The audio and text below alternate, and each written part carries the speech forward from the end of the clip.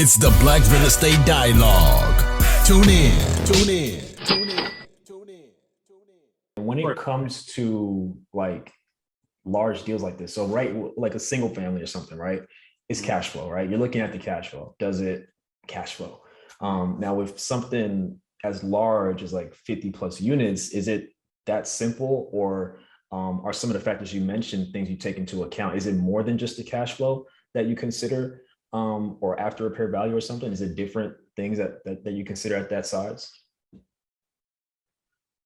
Yeah, so not always, no, because like I say, in situations when it's a value add, you know that the owner is not getting the cash flow that they should be getting. Mm, It could be because they're not charging market rent. It could be because they don't have a laundry facility and they're not able to increase income coming into the property as well as the rents.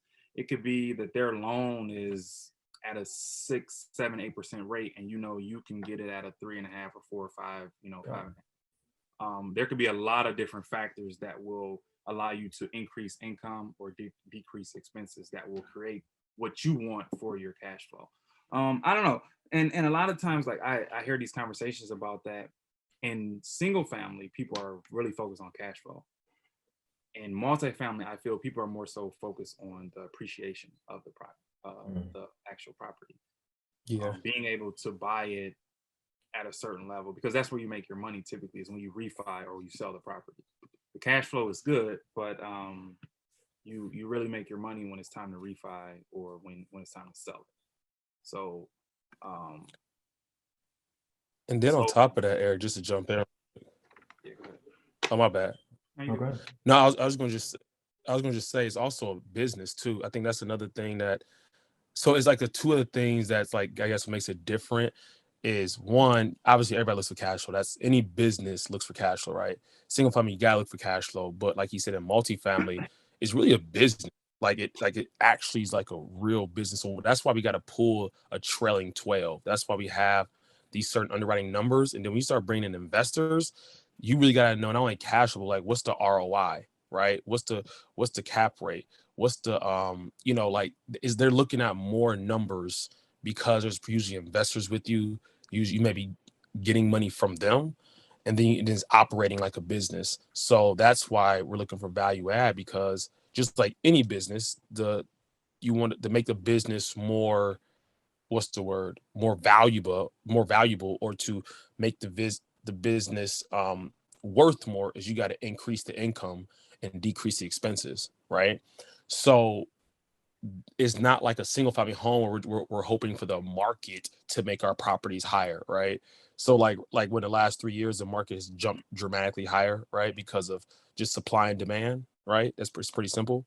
In multifamily, you can literally overnight, literally, not literally, but so to speak, over time, just make the property, aka the business, worth more, simply because you make the numbers, because you increase the income and decrease the expenses.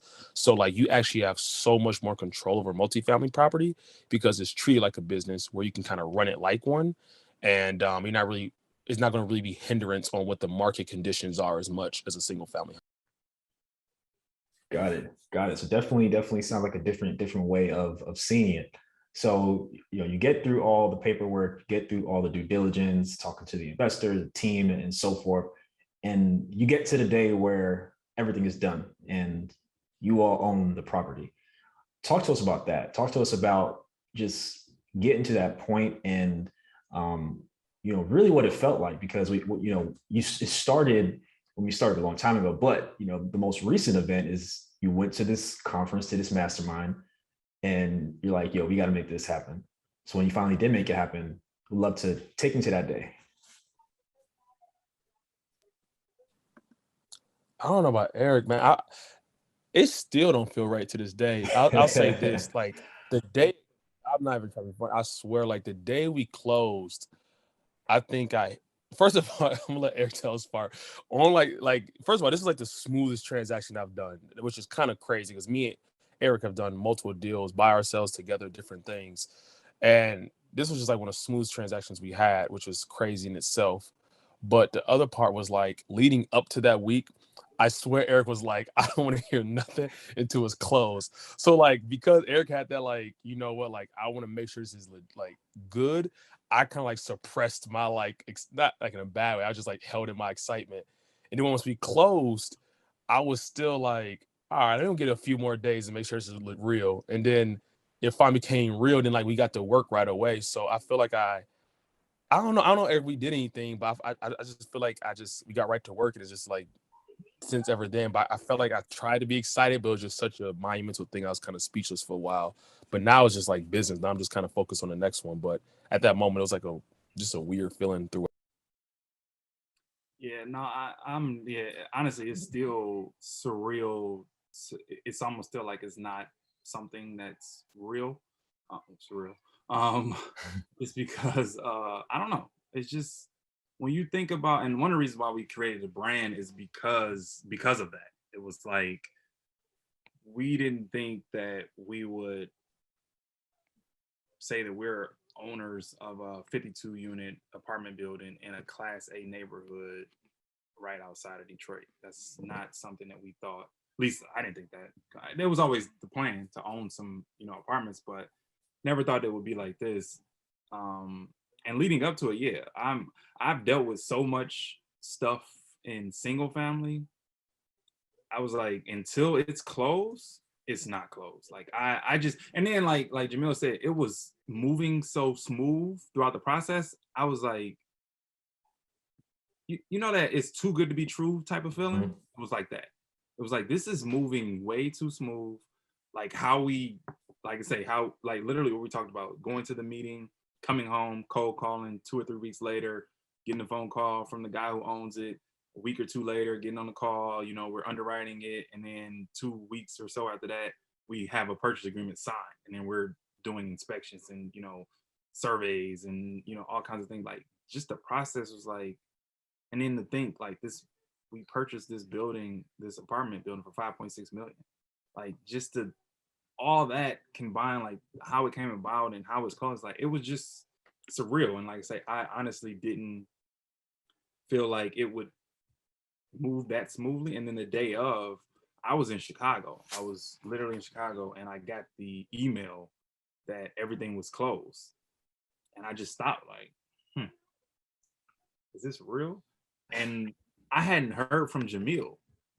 So I had to call him like, bro, did we actually close this?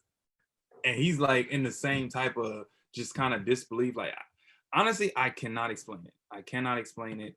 It still feels surreal to me. Like I still don't, like I'll be in just mid conversation with people and we'll be talking about different things. Like, don't you own an apartment? I was like, oh yeah, I do.